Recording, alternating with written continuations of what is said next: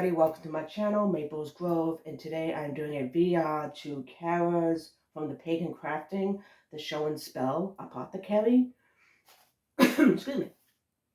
So, I first came across this VR from the Wild Witch Starlight, and that's when I found out Cara from the Pagan Crafting was the original person who did it. So I went and watched hers, and I watched April's Natural Witchery. So those are the three channels I saw.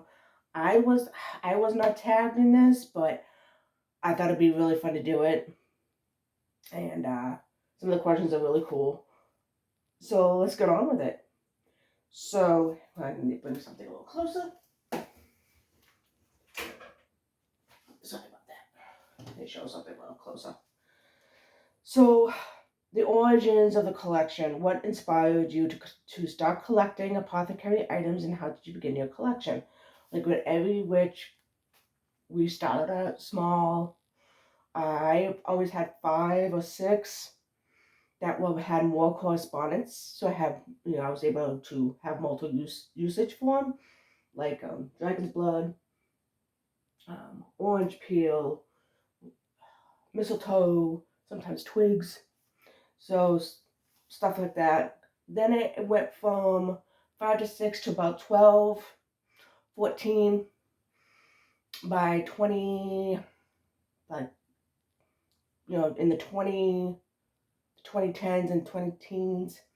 And then come about 2018, 2019, I started to kind of accumulate a little bit more. So I realized I needed an apothecary storage like this. And COVID hit, and things were slow after that. After everything closed, everything started to slowly open. My neighbor, a couple houses down, when we were living in Connecticut, was having a garage sale. He had this. So I snatched it, $25. Went to Michael's, went to Home Depot, grabbed some. I only, grabbed like a couple of samples of paints.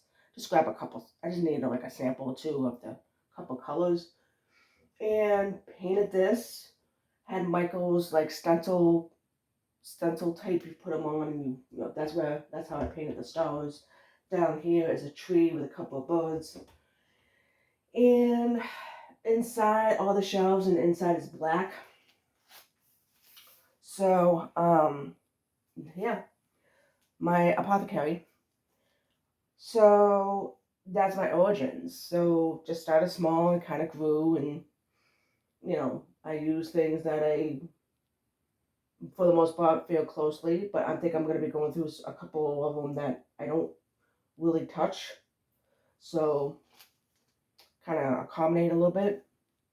So number 2, storage. What do you use, and any special significance behind your choices?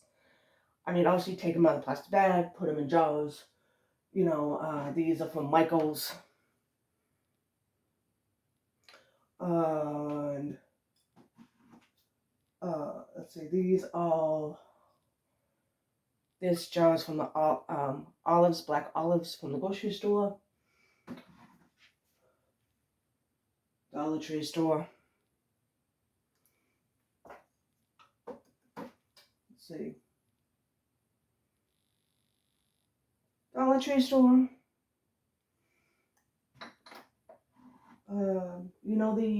The paste for like when you make beef broth, chicken broth.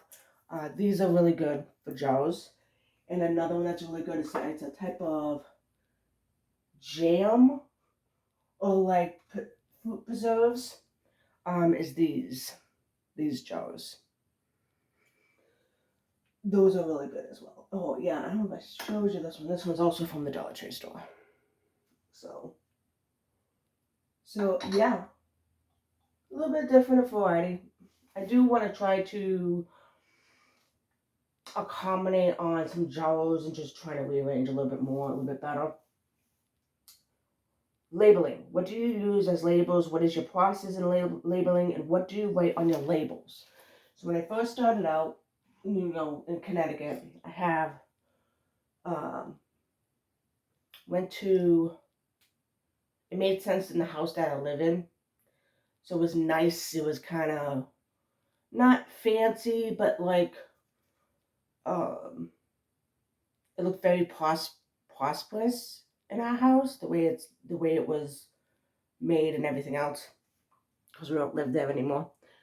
But I went to Staples and grabbed these labels, and there's a code on the package.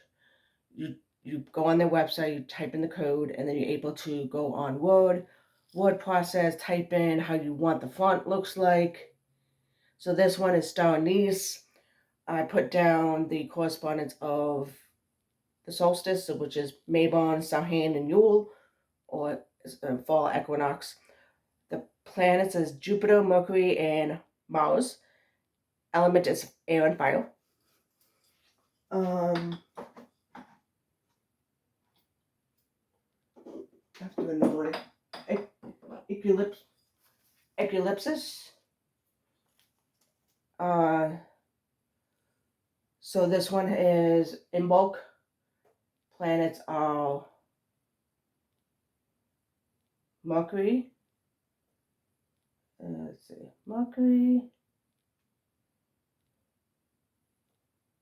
Mercury, Samhain. Okay. Oh, and the moon. Sun, earth, and water. So what I tend to do is I write down what it is, the planets, the elements, and the solstice. I even did it to the smaller bottles, this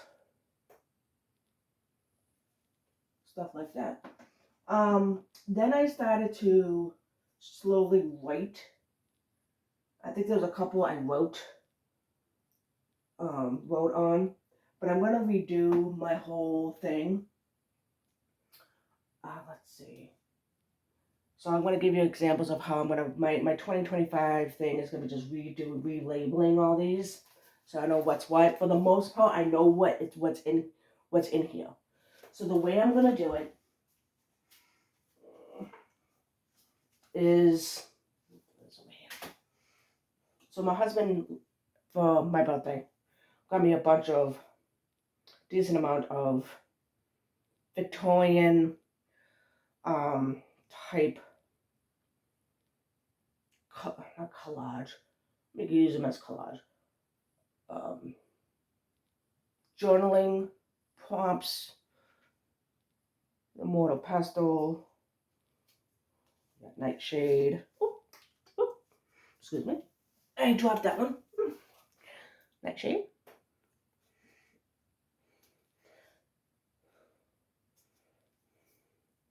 Bee stings. It's funny too. I actually have a jar of pollen, so this would be awesome for that. Black Widow.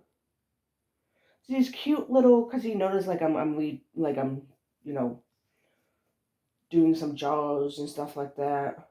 There's even try not to. I got fancy frames like that. So yeah, I have some ideas. I also have. Let's put that there. I did it with one or two of them so far, but I have these. So I'm planning on doing more writing. Kind of give it more of my own flair, my own energy to it by writing it down.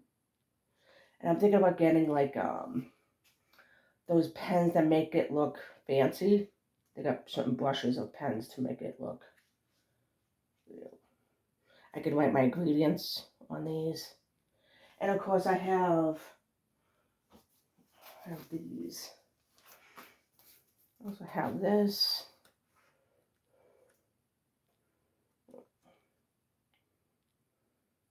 Hopefully you'll be able to see all this.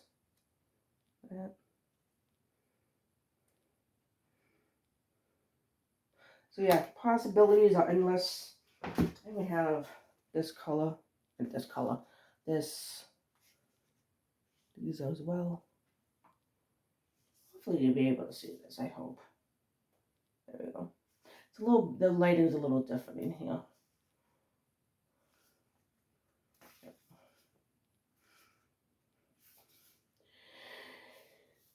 Excuse me. Excuse me. I have like fall kind of allergies a little bit. So if I'm doing weird stuff with my nose, it's because my nose is not runny, it's just kind of irritated. Sorry if this video looks kind of weird. So number 4, favorite items. Can you show us your favorite item in your collection and explain why it holds a special significance to you? Okay, this is going to sound corny as hell, but my oldest had a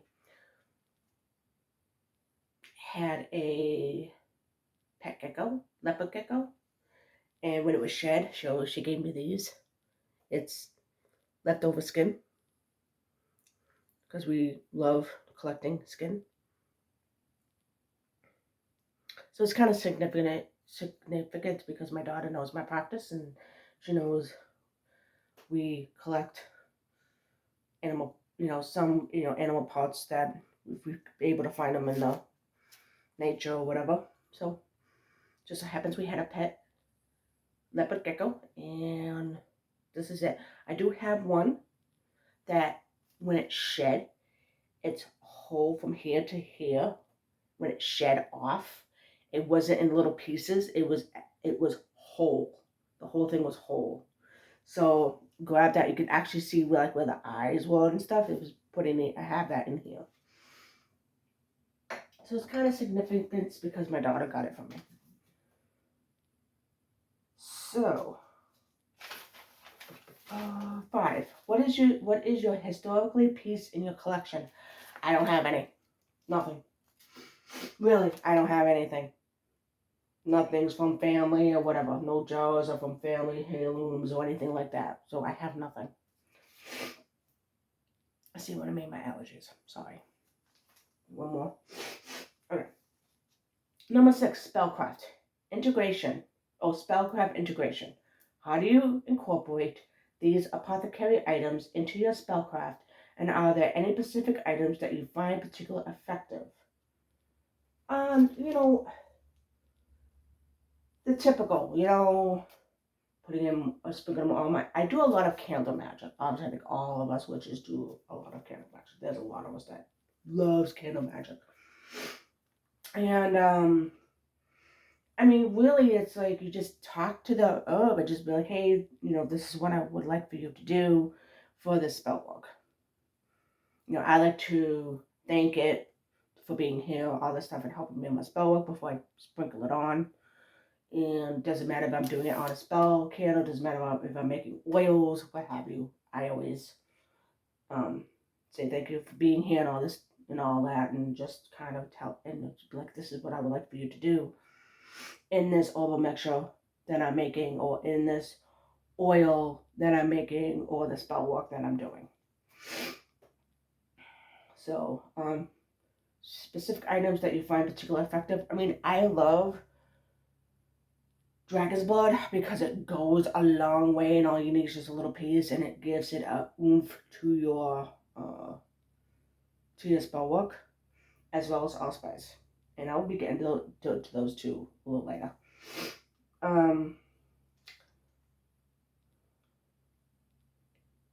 We're fine. Hang on. Okay. So number 7, rare finds. What is the rarest or most unique items in your collection? How did you come across it? Not really, well, it's not a rare ingredient, but it's rare how I found it. So I went out for a walk a couple months ago. And let's see if I can get this. Give me 1 second. Okay. So, and on the side of the road, I don't know if it got killed by a car and somebody decided to move it, or somebody grabbed it because it was near the school. And maybe somebody may have cut it because there was kids. I don't know. And actually, to be honest, I had to look it up, but it was a dead snake on the side of the road.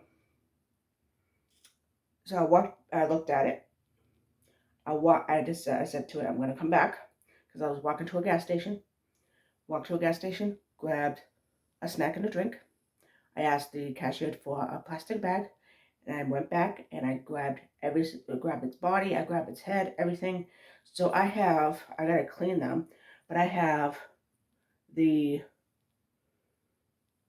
ribs, the rib bones,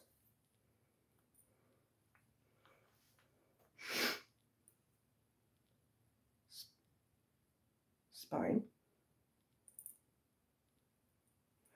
and its rest of its skin, and of course the snake head in the side of the road. So what's cool is that it wasn't completely flat, and none in the bones weren't crushed due to the fact of being run over multiple times. So yeah, so that's my I guess unique. That's my rare find. Number 8, care and preservation. What steps do you take to preserve and care for your apothecary items, especially the more fragile or older pieces? I mean, obviously, just clean them out. Look at YouTube videos, what have you, and just find out what's the best way to clean things when it comes to stuff like that. Or, put your herbs in the jars from the plastic bags. Nothing too, I don't know, nothing too special. I mean, probably because I don't have a lot of unique stuff. Mostly all herbs and oils. So, I mean, keep everything in an airtight container and glass. There you go. 9. Future additions. Are there any specific items or types of items you are currently searching for to add to your collection? Owl pellets. I work with owl energy, and I think owl pellets would be really, really cool. Let's see. Oh, okay. Something I just caught.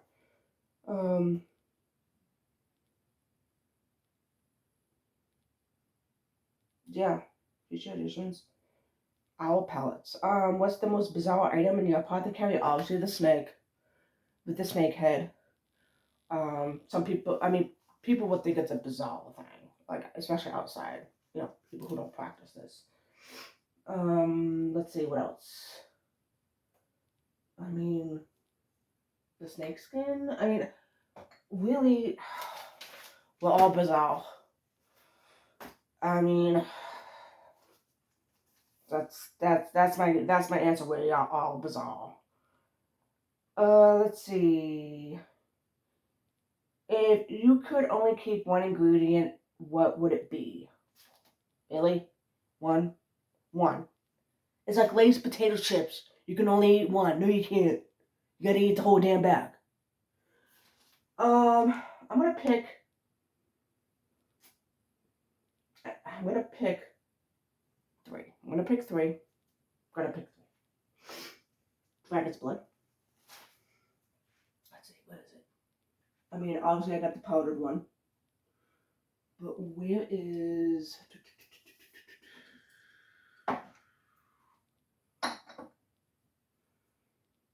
Where did it go?